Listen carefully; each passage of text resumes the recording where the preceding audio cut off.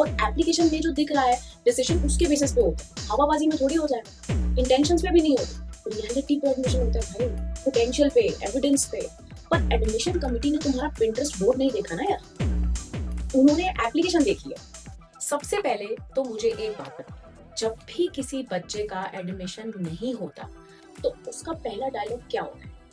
But ma'am मेरे तो marks ही बड़े अच्छे थे। बस यही डायलॉग मैं इतने सालों से स्टूडेंट्स को गाइड कर रही हूँ, मेरे बाल सफेद हो चुके हैं ये सेंटेंस सुनते सुनते। और ऑनेस्टली मुझे समझ भी आता है यार, क्योंकि बचपन से हमें एक ही फॉर्मूला सिखाया गया, अच्छे मार्क्स ले आओ और अच्छा कॉलेज मिल जाएगा। और जब रियलिटी उस फॉर्मूला को फॉलो ही नहीं करती तो शॉक लग जाता है, स्टूडेंट को भी लग जाता है, पेरेंट्स को भी, और कभी कभी तो मुझे ही शॉक लग जाता है। पर प्रॉब्लम ये है कि एडमिशन प्रोसेस स्कूल के रिपोर्ट कार्ड जैसा होता ही नहीं, और यही सबसे बड़ा मिसकंसेप्शन है। देखो, आज मैं जो बातें बोलने वाली हूँ शायद थोड़ी कड़वी लगे, पर बिल्कुल सच है, 16 आने सच। Good marks make you eligible, but good marks never promised you a selection. दोनों बहुत अलग चीजें हैं और बहुत ही ज्यादा अलग। मान लो एक इंस्टीट्यूशन के पास फर्स्ट करो 100 सीटें, सिर्फ 100। अब उसके लिए अप्लाई कर रहे 10,000 बच्चे, और उनमें से लगभग 5,000 बच्चों के मार्क्स जेन्युइनली बहुत अमेजिंग है, एक्सीलेंट मार्क्स। तो इंस्टीट्यूशन क्या करे इसमें? आप एक और बिल्डिंग उगा ले जमीन में से, प्रोफेसर को क्लोन कर ले, या क्लासरूम को इलास्टिक बना दे?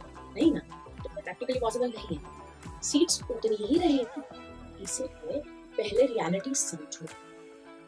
बहुत सारे स्टूडेंट्स रिजेक्ट इसलिए नहीं होते क्योंकि वो बहुत वीक हैं, वो इसलिए रिजेक्ट होते हैं क्योंकि सीट्स भी कम है जेन्युइनली, सिंपल, यही तो बात है। और ये बात स्टूडेंट्स को कोई बताने को तैयार नहीं। सबको लगता है रिजेक्शन मतलब वो आपका फेलियर हो गया जी, आपकी तो प्रोफाइल ही नहीं अच्छी बनी थी। नहीं, कभी कभी रिजेक्शन सिर्फ मैथमेटिक्स होता है। 100 सीटें 10,000 एप्लीकेंट्स, बाकी 9,900 लोगों का क्या होगा?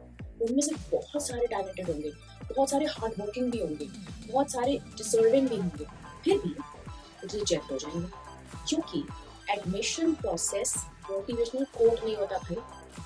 एडमिशन प्रोसेस नंबर्स पे चलता है, और नंबर्स इमोशंस नहीं देखते।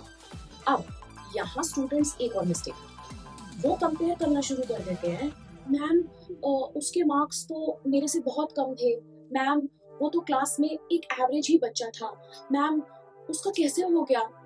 और मैं हर बार एक ही बात बोलती रहती हूँ, इंस्टीट्यूशन तुम्हें तुम्हारे दोस्तों के अगेंस्ट कंपेयर नहीं कर रहा।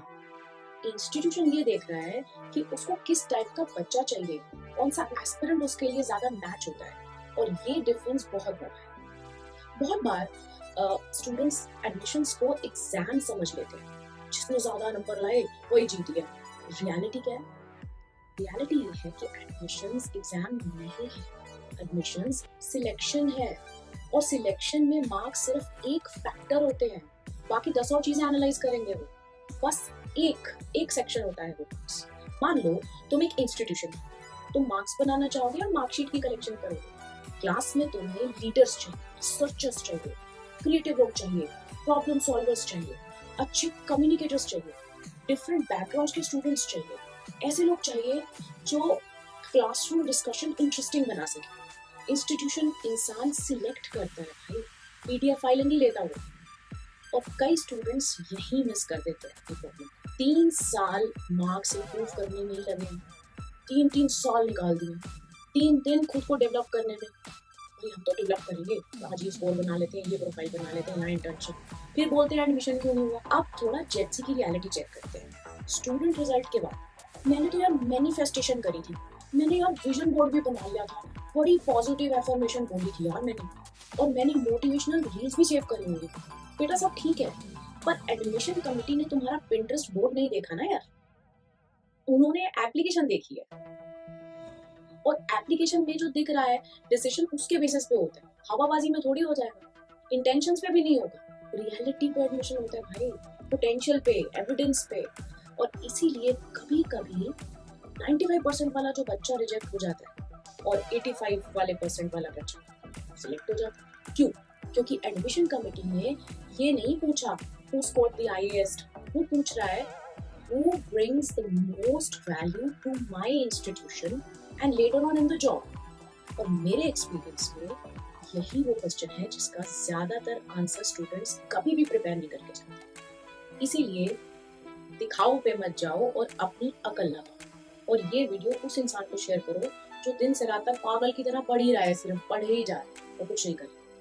Thanks for watching, please do share it further.